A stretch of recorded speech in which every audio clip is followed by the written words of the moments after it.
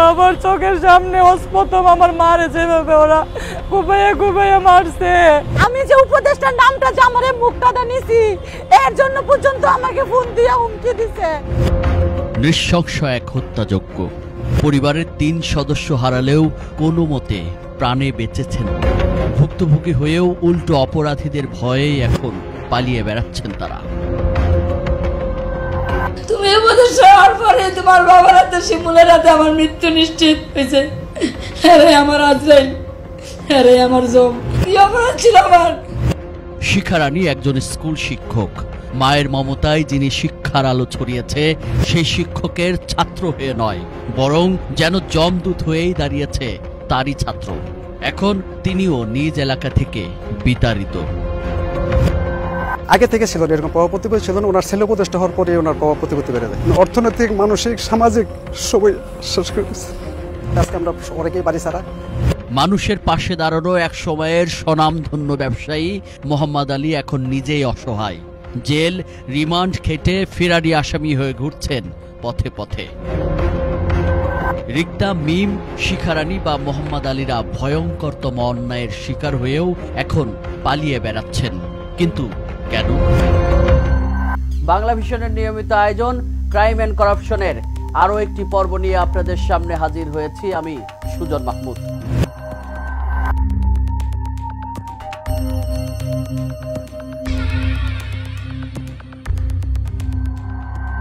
দর্শক, এতদিন জেনেছেন সর্বদা বাবার প্রভাবেই ছেলের বেপরোয়া হয়ে ওঠার গল্প। তবে এবার আমরা তুলে ধরতে চাই কিভাবে ছেলের প্রভাব কাজে লাগিয়ে বেপরোয়া হয়ে উঠেছেন একজন বাবা।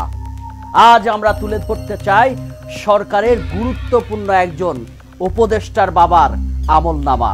দেখাতে চাই ছেলের ক্ষমতায় কিভাবে ধরাকে সরা করছেন প্রতিনিয়তই।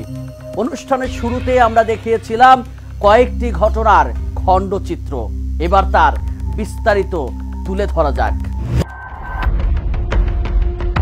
মিটফোর্টের আলোচিত হত্যাকাণ্ডের মতো করেই তার ঠিক 6 দিন আগে অর্থাৎ 3 জুলাই দিন দুপুরে প্রকাশ্যেই কুমিল্লার মুরাদনগরেও সংঘটিত হয় আরেকটি নৃশংস হত্যার ঘটনা।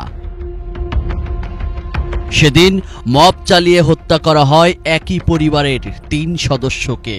প্রথমে মা রুবি আক্তার, এরপর ছেলে রাসেল এবং মেয়ে জোনাকি আক্তারকে কুপিয়ে ও পাথর দিয়ে থেতলিয়ে নির্মমভাবে হত্যা করা হয় তাদের। এমনকি নিহত রাসেলের 15 মাস বয়সী শিশু সন্তানকেও ছাড়েনি ঘাতকরা। গুরুতর আহত করা হয় তাকেও। আরেক মেয়ে রুমা আক্তারও এখন জীবন মৃত্যুর সন্ধিক্ষণে।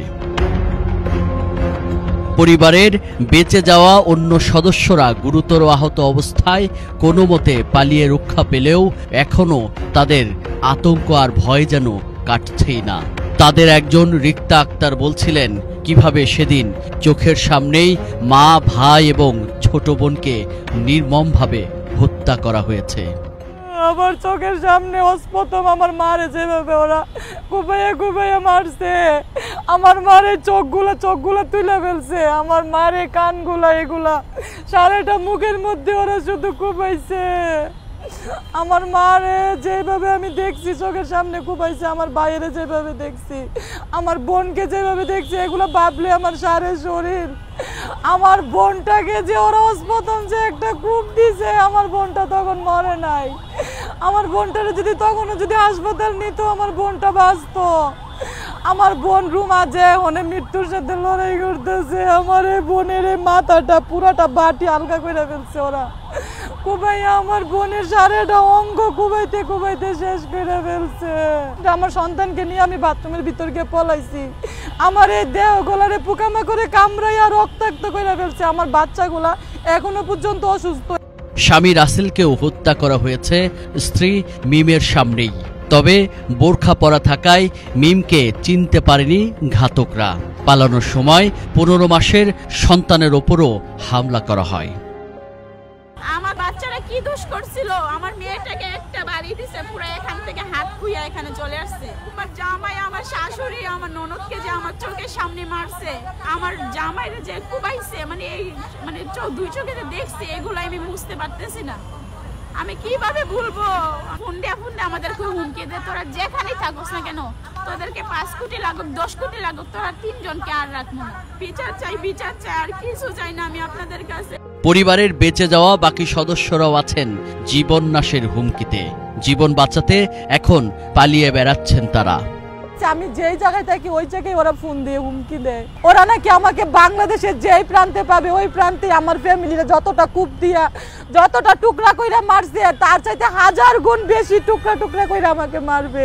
একটা আসামিও ধরা পড়তেছে না। একদিকে পরিবারের সদস্যরা নির্মমভাবে হত্যার শিকার হয়েছে, আবার যারা বেঁচে আছেন তাদেরও পালিয়ে বেড়াতে হচ্ছে। কিন্তু কেন? তাহলে হত্যাকারীরা আসলে কারা? এত ক্ষমতার উৎসই বা কি? সেসব খুঁজতে আমাদের গন্তব্য এবার ঘটনাস্থল কুমিল্লার মুরাদনগর উপজেলার বাঙ্গুরা বাজারের আকবপুরের করইবাড়িতে। হত্যাকাণ্ডের পর শুনশান নীরব পড়ে আছে রুবি আক্তারদের এই বাড়িটি। কেউ নেই, পাহারা দিচ্ছে পুলিশ। এমনকি কোনো আত্মীয় স্বজনও আসতে পারছেন না। রক্তের দাগগুলোও এখনো স্পষ্ট। জানা যায় সামান্য মোবাইল চুরির ঘটনা নিয়েই এই হত্যাকাণ্ড।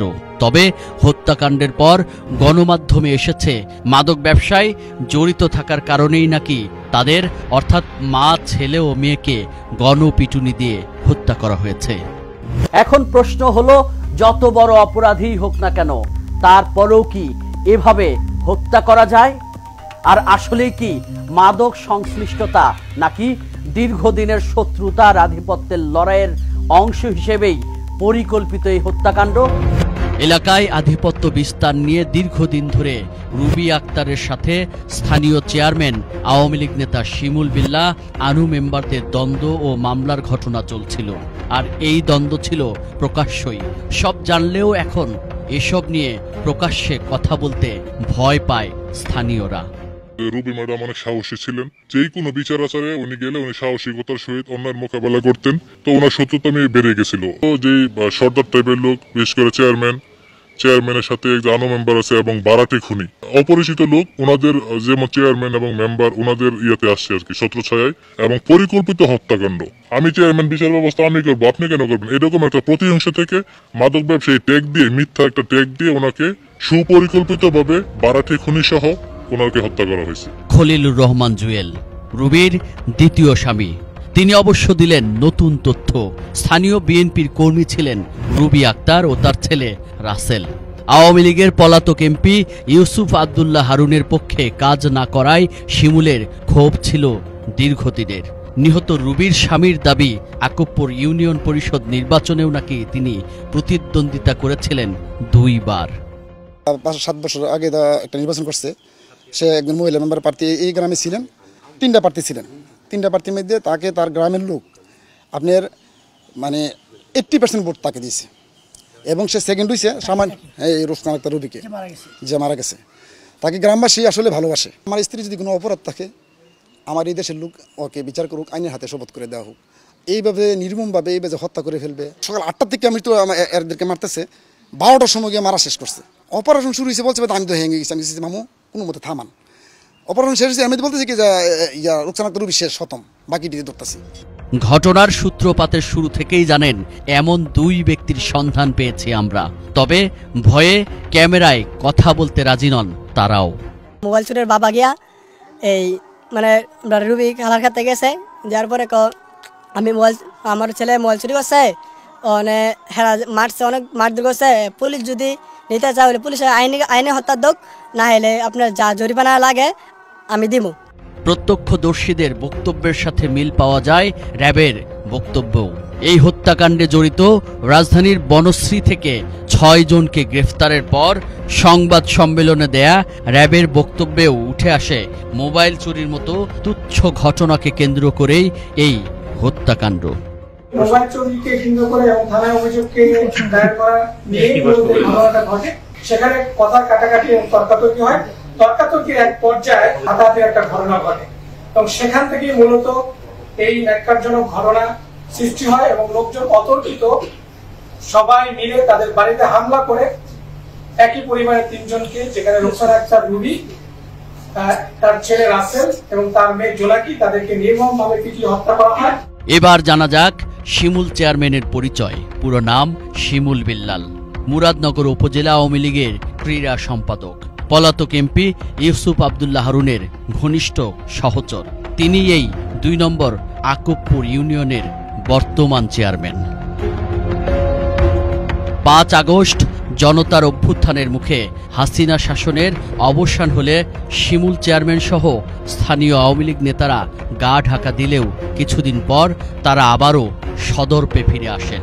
তবে সারা দেশের আওয়ামী লীগ চেয়ারম্যানদের বহিষ্কার করা হলেও এখনও দুর্দণ্ড প্রতাপের সঙ্গে আছেন তিনি। এমনকি এই হত্যাকাণ্ডের প্রধান আসামি হলেও এখনও রয়ে গেছেন ধরা ছোঁয়ার বাইরেই। তার চেয়ারম্যান পদও রয়েছে আগের মতোই বহাল। এই শিমুল চেয়ারম্যানকে মনে রাখুন, আওয়ামী লীগের নেতা হয়েও এখনো কতটা প্রতাপশালী। আকুবপুর এমনকি বাঙ্গুরা বাজার থানা এলাকায় যত অপকর্ম তার প্রত্যেকটার পিছনেই সরা যায় এই শিমুল চেয়ারম্যানের নাম। এবার একটু নজর দিতে চাই আকুবপুরের আরেকটি মবের ঘটনার দিকে, যা সংঘটিত হয়েছিল আকুবপুর ইয়াকুব আলী উচ্চ বিদ্যালয়ের এক শিক্ষক শিখা রানীর সাথে। মবের নামে সেদিন কি হয়েছিল এবার সেটা শুনুন তার মুখেই। আমি তোমার ম্যাডাম, আমি তোমার মার মতো কুসন্তান হতে পারে, ঘুমাতে হয় না কখনো, তারপরে তোমার জন্য আমার আশীর্বাদ, আমি আব্দুল্লাহ আশীর্বাদ করি। আসি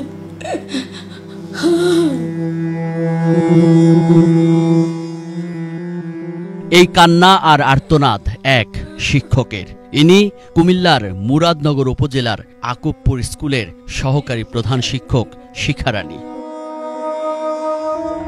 গত 17 সেপ্টেম্বর দুপুরবেলা হঠাৎই একদল লোক স্কুলে ঢুকে মব তৈরি করেন এই শিক্ষকের বিরুদ্ধে। প্রথমে তাকে পদত্যাগের জন্য চাপ দেয়, রাজি না হলে এক পর্যায়ে তার উপর নেমে আসে অমানসিক নির্যাতন। স্কুলেরই একটি কক্ষে অবরুদ্ধ করে দীর্ঘ 6 ঘন্টারও বেশি সময় ধরে চলে সেই নির্যাতন। বিবস্ত্র করেও চালানো হয় নির্যাতন। যারা 2 জন শিক্ষক আছে 2 জনটাই তারাইব। আমাকে তোমরা এমন করো না গো, তোমরা এমন করো না, আমি ক্ষুধার্ত, আমি ডায়াবেটিসের রোগী, তোমরা এমন করো না, আমার খিদা লাগছে, আমার বদরছে, আমার সময় যেতেছি না গো, পরে যেতেছে গা, আমার তল ফেটা যেতেছে গা, আমি ক্ষুধার্ত, আমার জল দাও। আমার বলেন জলটার মধ্যে সেপ দিছে, আমার বাথরুমের মধ্যে সেপ দিছে, হোয়াটসঅ্যাপের কথা লিখেছি, এ কথা লিখেছি। এই হাবিবুল বাসার একটা 5 লইছে, 5টা লইয়া আমারে, আমি যতদিন বাচ্চা তৈরিতে আমি বলতাম না,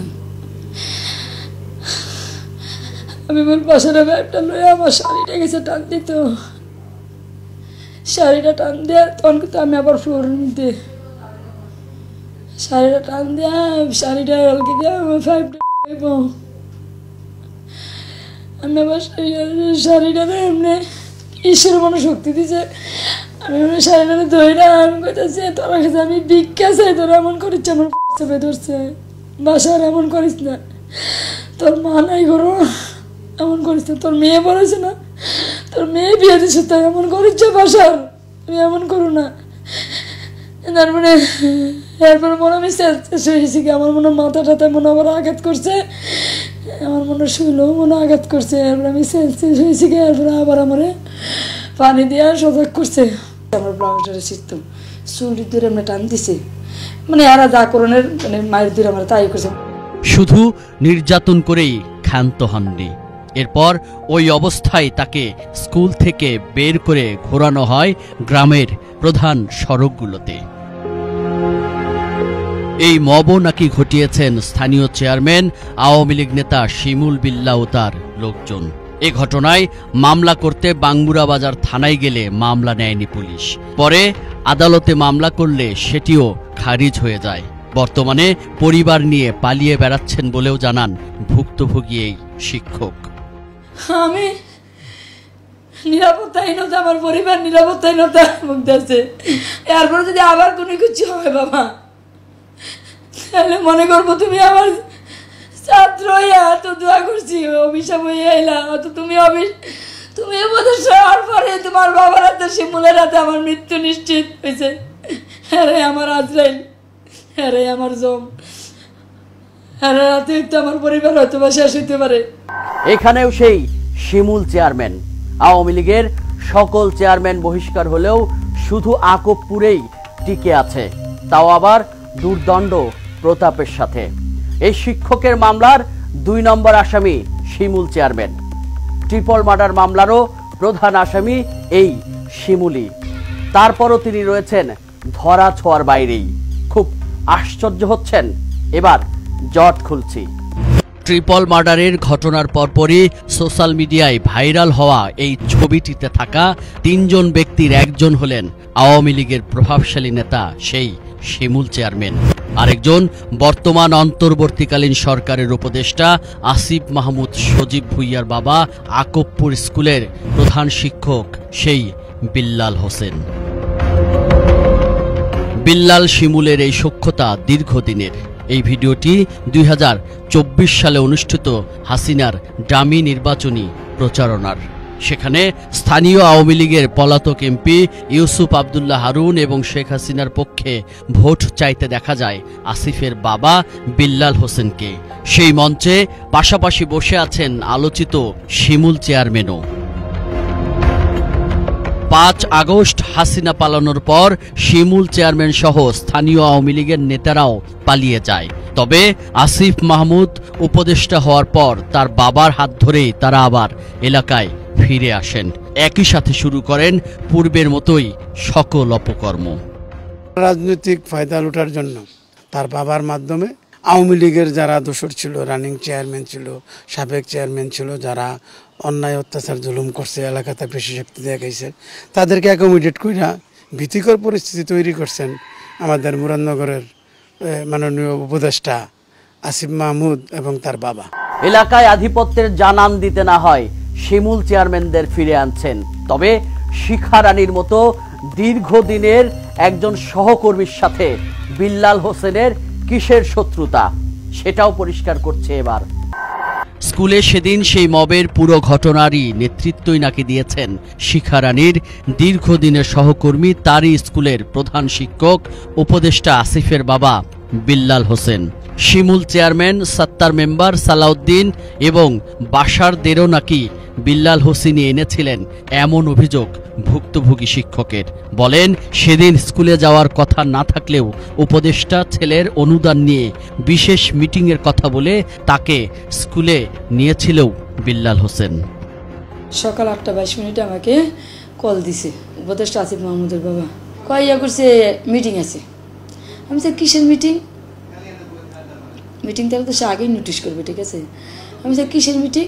আমি আবার সাথে সাথে ওনার জিজ্ঞেস, আসিফে 20 লক্ষ টাকা দিয়েছি স্কুলের জন্য, এটার মিটিং করবেন? আইসা পড়েন 5 মিনিটের মধ্যে, 5 থেকে 10 মিনিট মিটিংয়ের কাজ। ঠিক এমন সময় তো মারমার কইরা এই বাসার টাসার মানে এলাকার ক্যাডার বাহিনী তারা ঢুকছে, ঠিক আছে। আসিফের বাবা যে কল করছে, আমার তো ব্রেনই আসছে না যে আসিফের বাবা আমার উপরে মব সৃষ্টি করবে। এখন তো বুঝছি যে ছেলে উপদেষ্টা হতে হই সে ক্ষমতার অপব্যবহার এবং সে একটা মব সৃষ্টি করছে। স্কুলের টাকা আত্মসাতের ঘটনায় বিল্লাল হোসেনকে 2014 সালে বহিষ্কার করা হলে ভারপ্রাপ্ত প্রধান শিক্ষকের দায়িত্ব পান এই শিখা রানী। তারই প্রতিশোধ নেন ছেলে উপদেষ্টা হওয়ার পর। টাকা আত্মসাতের অভিযোগে বিল্লাল হোসেনের বহিষ্কারের সত্যতা মেলে সেই সময়কার মাউসির নথি, তদন্ত প্রতিবেদন আর তৎকালীন ম্যানেজিং কমিটির সভাপতি মোহাম্মদ আলীর বক্তব্যে। এখানে নিয়োগ পাওয়ার পরে তার বিভিন্ন সময় অনিয়ম, বিভিন্ন দুর্নীতি, ম্যানেজিং কমিটির সাথে দ্বন্দ্ব, শিক্ষকদের সাথে গ্রুপিং করার পরে আমরা অডিট কমিটি করছিলাম। করার পরে ওই সময় তাকে সাসপেন্ড করা হয়েছে, সাময়িক বরখাস্ত। 2009 সাল থেকে তাকে সাময়িক বরখাস্ত করা হয়। করার পরে আবার সে তার ভুল স্বীকার করে যে অনিয়মগুলো ছিল, অনিয়মগুলো সে পরিপূর্ণ করার পরে তাকে আমরা পুনরায় আবার নিয়োগ দিই। 2 বছর পরে আবার কোর্টের আদেশে আমি সভাপতি হিসেবে কী করলাম, আবার নিয়োগপ্রাপ্ত হইলাম। হওয়ার পরে তাকে বললাম যে 16 সাল থেকে 2018 পর্যন্ত, মানে আমরা কমিটি আসার আগ পর্যন্ত যে আইবের হিসাব আছে সমস্ত হিসাব আপনি আমাদেরকে দেন। কাকে বললেন? হেডমাস্টারকে, বিল্লাল মাস্টার। বিল্লাল মাস্টারকে। কারণ বিল্লাল মাস্টার আমাদেরকে দিতে রাজি নেই, মানে এই গ্যাং ব্যাংক ট্যাং ঘোরাচ্ছে, দিচ্ছে না। আইবের কোনো হিসাব দিচ্ছে না, এই রিপোর্টে লেখা আছে কোনো হিসাব দিচ্ছে না। হিসাব না দেওয়ার পরে তার সাথে জামালা দ্বন্দ্ব আরম্ভ হয়। অ্যাসিস্ট্যান্ট হেডমাস্টারের স্বাক্ষর জাল, আমার স্বাক্ষর জাল করে, রেজলিউশন জাল করে স্কুল থেকে স্কুলের সরকারি বেতন ভাতা প্রায় 5,25,000 টাকা তুলে ফেলছে। 19 সাল থেকে মাঝখানে এই শিক্ষা মন্ত্রণালয় তার স্কুলের স্টেটমেন্ট, মানে ব্যাংক স্টেটমেন্ট দেওয়ার জন্য তাকে যথেষ্ট পরিমাণ চিঠি দিচ্ছে, কিন্তু সে স্টেটমেন্ট দিচ্ছে না, পুরো ফান্ডে শূন্য করে ফেলছে। সেই সময় অর্থ আত্মসাতের বিরুদ্ধে ব্যবস্থা নেয়াটাই যেন এখন এসে কাল হয়ে দাঁড়িয়েছে এই মোহাম্মদ আলীর জীবনে। ছেলে উপদেষ্টা হওয়ার পর তাকেও শীর্ষ সন্ত্রাসীর তকমা দিয়ে জেল খাটানো হয়। রিমান্ডের নামে নির্যাতনেরও অভিযোগ করেন তিনি। অবশেষে 30 লাখ টাকা জরিমানা দিয়ে বিল্লাল হোসেনের সহযোগী মাসুদের মাধ্যমে দফা রফা করে জেল থেকে মুক্তি পান তিনি। বিল্লাল স্যার, আমি আপনাকে কি বললাম, এমন একটা জিনিস উনি ডাইন হাতেরটা বাম হাতের জানতে দিত। মোহাম্মদ আলী স্যারে কি এমন কোন শক্তি আছে যে চট্টগ্রামকে ধরে আনতে পারবো? আপনি আমার বলেন। এখন ভাই আমরা সমাধান চাই। আমার তরফ থেকে আমি ওই যে আপনি ফোন করার মাত্র এটা ফারুক ভাইয়ের সাথে কথা হয়েছিল এবং ভাইয়ের সাথে আমতুলিও কথা হয়েছে, ফারুক ভাইয়ের কথা বলছি। আমার তরফ থেকে আমি ফারুক ভাইয়ের বলছি এখানে কোনো কিছু হবে না। রাজনীতির যে মামলাগুলা এগুলা কিন্তু আপনারা বিশ্বাস করেন আর না করেন, এখানে কিন্তু আমাদের কোনো কিছু করার কিচ্ছু রাস্তা নেই। এখানে আমার কথা এসপিও হতো না, ডিসিও হতো না, ওসিও আমার কথা শুনতো না। কথা বুঝেননি কথা? যদি ভাবেন মানে আমি যেটা বলি, কেন এসপির রুমে যাওয়ার মতন আমার কোনো শক্তি নেই। রুমে যাওয়ার মতন শক্তি হয় যদি এখানে বিলাল সাদুদ্দি কথা না বলে, উপদেষ্টা সাদুদ্দি কোনো কথা না বলে। সেই সাথে মোহাম্মদ আলীকে একটি চুক্তিনামায়ও স্বাক্ষর করতে বাধ্য করা হয়, যে চুক্তিনামায় শর্ত দেয়া হয় জেল থেকে বের হয়ে আকবপুর এলাকার কোনো শিক্ষা প্রতিষ্ঠান বা সামাজিক কোনো আয়োজনে অংশ নিতে পারবেন না তিনি। উপদেষ্টা আশিক মাহমুদের ক্ষমতা দিয়ে এসে আমার পরিবারকে সমস্ত কিছু শারীরিক, মানসিক, আর্থিক হয়রানি করার সহ মেয়েদের ডাক্তারের সহ মেয়েরা মাসের কাজ করে 3 মাস ট্রেনিং দিচ্ছে। তো এফসি ফাইনাল পার্টে আছে, এরাও ট্রেনিং দিচ্ছে, করতে পারে না, সিটি মেডিকেলে যেতে পারে না। বাচ্চাদের পরীক্ষা ছিল, এমন এই অসহায় অবস্থায় পড়ছে যেটা হয়তো সৃষ্টিকর্তার দরবারে বিচারও যাচ্ছি এবং সরকারের কাছে আবেদন জানাচ্ছি এই অত্যাচারের সঠিক বিচার যেন সরকার থেকে আমরা পাই। প্রতিষ্ঠিত এই ব্যবসায়ীর 7 কন্যার 2 জন ডাক্তার, একজন জাপানের বিশ্ববিদ্যালয়ে পিএইচডিরত, আরেক মেয়ে হংকংয়ের একটি বিশ্ববিদ্যালয়ে এমবিএ অধ্যয়নরত, আরেক ছেলে ও মেয়ে এলেভেলে পড়ছেন, আর বাবা শীর্ষ সন্ত্রাসী, চাঁদাবাজের মতো অপরাধের অভিযোগ মাথায় নিয়ে ফেরারি আসামি হয়ে ঘুরছেন পথে পথে। বাড়িতে অসুস্থ মায়ের খোঁজও নিতে পারছেন না তিনি। আমার বৃদ্ধ মা অসুস্থ, অনেক সময় হাঁটাচলা করতে পারে না। আমার ছোটো মেয়ে তাকে দেখাশোনা করে এবং এখান থেকে কুলে নিয়ে বাইরে বাথরুম, গোসলখানা, তার কাপড় ধোয়া সহ সব কিছু করে। সেও আজকে মিথ্যা মামলা 3 মাস ধরে বাড়ি ছাড়া, সেও এখন পলাতক অবস্থায় আছে। আমি সরকারের কাছে আবেদন জানাচ্ছি যে সুষ্ঠু তদন্ত করে যদি অপরাধী হই বিচার হবে, আর নতুবা মিথ্যা মামলা যারা প্রশাসনিক ক্ষমতা ব্যবহার করে আমাদেরকে হয়রানি করছে তারও বিচারের আওতায় আনার জন্য বিনীত আবেদন জানাচ্ছি। কি ভয়ঙ্কর ঘটনা, তাই না? আসলে শিমুল চেয়ারম্যান কেন গ্রেফতার হয় না এখন পরিষ্কার কিনা? আওয়ামী লীগ নেতা শিমুলের চেয়ারম্যানই বা কিভাবে টিকে আছে সেটাও তো পরিষ্কার। এবার আরেকবার নিয়ে যেতে চাই সেই আলোচিত ট্রিপল মার্ডারের ঘটনায়। পরিবারের 3 জনকে হারানোর পরও কেন তাদের পালিয়ে বেড়াতে হচ্ছে? শুরুতেই আমরা ভুক্তভোগী পরিবারের পালিয়ে বেড়ানো এক সদস্য রিক্তা আক্তারের বক্তব্যে শুনেছিলাম উপদেষ্টা বাবার নাম নিতেই নাকি হুমকি আসতে থাকে। সেই বক্তব্যের পুরোটাই শুনতে চাই আমরা। 7:30 থেকে শুরু করছে ওরা এই ঘটনা হামলা। ওরা 7:30 থেকে আমরা ফোন দেওয়া শুরু করছি, কিন্তু পুলিশ আসে না। আচ্ছা, পুলিশ যে বলে আমরা 999-এ ফোন দেয় নাই, এই 999-এ ফোন তো প্রথম ঢাকা আসে তো, তাহলে ঢাকা তো এই রেকর্ডগুলো আছে, ওরা তো বলতে পারবে আমরা ফোন দিয়েছি কি না দিয়েছি। বলেন, এই যে থানার ওসি যে বলে আমরা ফোন দেই নাই, এটা কি মিথ্যে? আমরা যে 999-এ ফোন দিছি, বলেন আমি 7:30 থেকে 999-এ ফোন দেওয়া শুরু করছি, কিন্তু ওরা যায় নাই।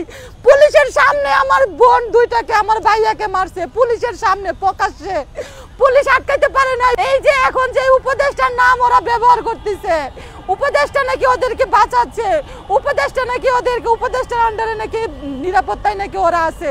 যদি নাই থাকবে তাহলে ওরা কেন ধরা পড়ে না বলেন? আর আসামিকে কেন পুলিশ ধরে না বলেন? এইটা বলেন। ওরা পুলিশ কেন যায় আমাদেরকে বাঁচায় নাই, কেন বাঁচায় নাই? এখন দেখতেছি চেয়ারম্যান, শিমুল চেয়ারম্যান আসিফ মাহমুদুলের বাবার সাথে ওনার ছবি, কিন্তু আমি তো এটা বিশ্বাস করতে পারতেছি না যে একটা উপদেষ্টা এরকম নির্দেশ দিতে পারে যে একটা ফ্যামিলিকে নির্বংশ করে ফেলে, এভাবে কুবাইয়া মার। কারণ উনি তো একটা উপদেষ্টা, উনি কি পারে বলেন? উনি কি পারে? উনি যদি এরকমই কইরাই থাকে তাহলে এই দেশ কি দেশ থাকবে? আমি যে উপদেষ্টার নামটা যে আমার মুখটা নিছি এর জন্য পর্যন্ত আমাকে ফোন দিয়ে হুমকি দিছে, এই তুই উপদেষ্টার নাম কেন নেস? তোকে যদি পায় 10 কোটি টাকা লাগলো তোকে মাইরা ফেলবে। অভিযোগ করেন তাদের উপর হামলার বিষয়টি নাকি আগে থেকেই শুনেছিলেন তারা। সেনাবাহিনীর হাতে আটক হওয়া এক আসামির সাথে কথা বলার একটি গোপন ভিডিওতে বিষয়টি উঠে আসে।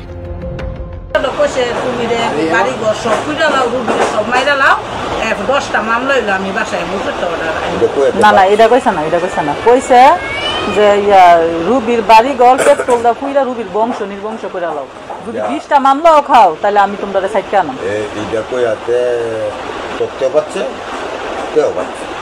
স্থানীয় এক মাছ চাষি দুলাল চন্দ্রও রক্ষা পাননি তার নির্যাতনের হাত থেকে। তার উপার্জনের একমাত্র জায়গা একটি পুকুরও নাকি এখন বেদখল বিল্লাল হোসেনের লোকেদের কাছে। এমনকি পুকুরের সব মাছ তুলে নিয়ে বিক্রি করা ও গাছ কেটে ফেলার বিরুদ্ধে প্রতিবাদ করায় তিনিও এখন ঘরবন্দি, নিরাপত্তাহীনতায় ভুগছেন প্রতিনিয়তই। বিল্লাল মাস্টারে লোকজন লইয়া মানুষে তালি দিয়া আমার পুকুরের মাছ সাফ কইরা দইরা লইয়া গেছে গা, এরপরে গাছ কাটিয়া লইয়া গেছে গা। এরপরে আমি ফৌজদারি মামলা করছি, ফৌজদারি মামলার মধ্যে আমার বাড়ি ঘর পুড়িয়া লাগানোর চালা, আমি কেস তুলে লাইতাম, না তুললে আমার বাড়ি ঘর পুড়িয়া লাইব। এরপরে তারার বয়ে কেস তুলছি, মোহাম্মদ আলী 30 লাখ টাকা রায় করছে, আমি 1 কোটি টাকা আমার রায় করব, 1 কোটি টাকা দেওয়ার লাগবো। এই ধরনের নানান ধরনের কথাবার্তা অনেক মানছে। এরপর শিমুল চেয়ারম্যানরা দিয়ে বেড়ে কওয়াইছে, কাশিমপুরে বাবুল আছে, শিমুল আছে, আমি রাজি হই না, মিটিং হইতাম না। কয়দিন আগে আমার বাইরের এই জবর তলাভি করতেছে মিটিং অবৈধ বললা। তিনিও পরিত্রাণ চান এই বিল্লাল হোসেনের হাত থেকে। ভয় ভাইতে মাইরা লাগবে, কাটতে লাগবে, আমার বাপ দাদার সম্পদ, আমার কিনা সম্পদ, গাছ কাটতে আলা, জোর করে আলা, বা রাত্রে আইয়া বাড়ি ঘরে দরজার মধ্যে এখার হইয়া আইয়া কুবাই লাইব, মাছ তোলাইয়া। আমি দেখ কোনো বিল্লাল মাস্টারের পক্ষে নাই, কোনো বিল্লাল মাস্টারের কোনো খারাপ নাই, তো আমার উপরে পোলা বান দিয়া তারা আমার অন্যায় অত্যাচার কেড়ে করা। তবে এত অভিযোগ যার বিরুদ্ধে এবার তার মুখোমুখি হবার পালা। আকবপুর স্কুলের প্রধান শিক্ষক হলেও স্কুলে গিয়ে পাওয়া যায়নি তাকে। এবার মোবাইল ফোনে কথা হয় তার সাথে। অস্বীকার করেন তার বিরুদ্ধে ওঠা সকল অভিযোগ। বলেন তার ছেলে সংসদ নির্বাচনে অংশ নেয়ার প্রস্তুতি নিচ্ছে দেখে প্রতিপক্ষরা তাকে টার্গেট করেছে। যখন এই ঘটনাটা ঘটে তখন কিন্তু আমি আমার ছেলের বাসায় ডাকা, আমার ছেলে কোথায় গেছে, মরক্কো চলে গেছে, আপনারা তো জানেন। ঘটনার ঘটার প্রায় 5-6 দিন আগেই সে মরক্কো চলে গেছে। এর প্রায় 5 দিন পরে না মার্ডার হয়েছে, আমি তো জানিও না এটি। যখন ফেসবুকে দেখলাম যে আরে এখানে তো এই ধরনের ঘটনা, তখন আমরা জানতে পারছি। এর আগে তো আমরা এটা সম্পর্কে জানিও না। এখন উপদেশটা কিভাবে জড়িত, কোনভাবে জড়িত, ওই যে রুবির প্রথমে ঘটনাটা কিভাবে ঘটায়, রুবির 7 নম্বর জামাই সে তো মাদক ব্যবসায়ী আজকের থেকে না, আর সে তো যে মাদক ব্যবসা করতে আছে এটা আজকের থেকে না, আজ 20-25 বছর আগের থেকে আমরা জানি। সে 6 নম্বর না 7 নম্বর জামাই ওরে ইন্ধন দিয়ে কেন বলাইছে আসিফ মাহমুদ কি করছে, এটারে কি করছে তারা পরামর্শ দিতে নাই কি জানি কি আসলে বিষয়টা কইছিল। বলছে যে উপরের ক্লিয়ারেন্স আছে, উপদেষ্টার ক্লিয়ারেন্স আছে, ওদেরকে কেউ কিছু করতে পারবে না। আচ্ছা, এখন বিষয়টা হইলো আসিফ মাহমুদের মোবাইল নম্বর আপনি পুরা মুরাদনগরে ঘুরে দেখেন তো কারো কাছে পাইবেননি। চেয়ারম্যানও কিন্তু একটা সম্মানিত ব্যক্তি, তার চরিত্র যাই হোক এটা নিয়ে আমাদের বিষয় না, বাবারও বিষয় না, তাই না? তো হ্যাঁ তারা একটা চা খাওয়াইলাম, আমি একটা চা খাওয়াইলাম, এই সব ছবিটা নিয়ে সেরকম ট্রিপল মার্ডার হয়েছে কেমন। তো এখন তারা প্রমাণ দেখ না, আমরা কিন্তু ধরবো, এই দেখতে আছি যে বা যাহারা ঈদের সাথে জড়িত সবগুলোরে দিয়ে সবগুলোরে আমরা ধরবো।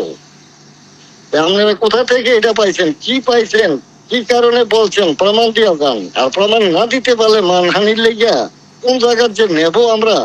সামনাসামনি সব কথার জবাবও দেওয়ার কথা জানলেও পরবর্তীতে আর ফোনে পাওয়াই যায়নি তাকে। বাবার বিষয়ে ওঠা এত সব অভিযোগের বিষয়ে উপদেষ্টা আসিফ মাহমুদের সাথে একাধিকবার যোগাযোগের চেষ্টা করা হলেও তাকেও পাওয়া যায়নি।